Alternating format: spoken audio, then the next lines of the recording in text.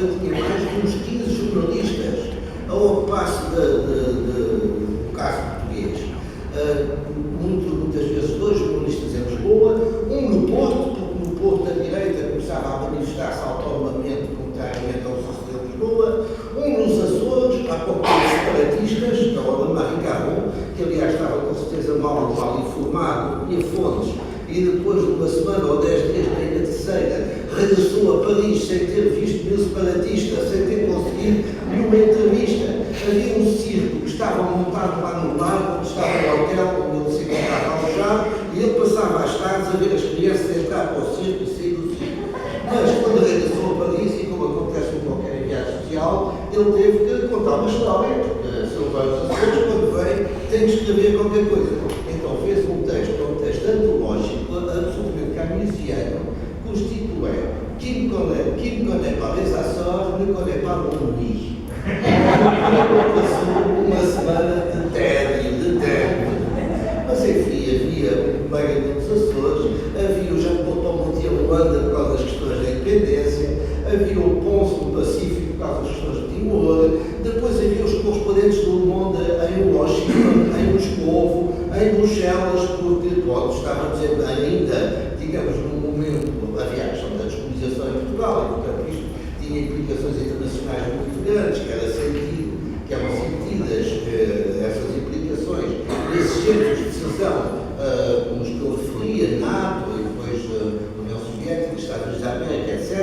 Depois, no meio disto tudo, havia 2 ou 3 colegas em Paris que faziam o deste, Marcel Liderguet, Jean-Pierre Claire, etc., que cortavam o que entendia que devia cortar, que davam os títulos àquilo, e o que é certo é que nós preenchíamos 2, 3 páginas por dia com Portugal, que é uma coisa absolutamente inacreditável. O título Portugal deixou de funcionar como um título informacional para ser um título referencial todos os dias sobre o título Portugal, pois havia-se outros títulos das manifestações, das ocupações, das mudanças de governo, etc. Ora bem, o que é que justifica esta importância? E eu parece-me encontrar as razões que podem explicar esse impacto extraordinário no próprio contexto que se vivia na altura. Um contexto marcado pela falência das grandes causas, um contexto marcado pelo esfumar dos grandes mitos, um contexto marcado pela necessidade sentida de repensar os valores de esquerda, marcado pela falência das grandes causas. Com a assinatura dos acordos de paz de Paris, em janeiro de 1973, punha-se fim a 10 anos da Guerra do Vietnã.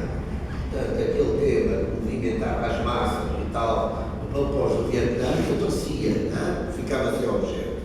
Falência das grandes causas, com o fim da Guerra de Kipur, que sucede 10 meses mais tarde, 10 meses após a assinatura dos acordos de Paris.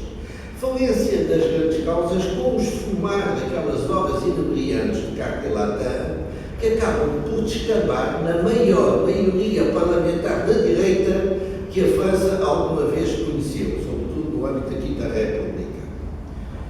Falência das grandes causas e falência dos grandes mitos. Falência dos grandes mitos com o assassinato de Che Guevara em outubro de 1977. Falência dos grandes mitos com o assassinato de Salvador Allende em setembro de 1973. E depois, essa necessidade de repensar o que era a esquerda, o que devia ser a esquerda, que valores deveriam ser os valores de esquerda. E necessidade de repensar estes valores que tão danificados foram com a invasão de Praga em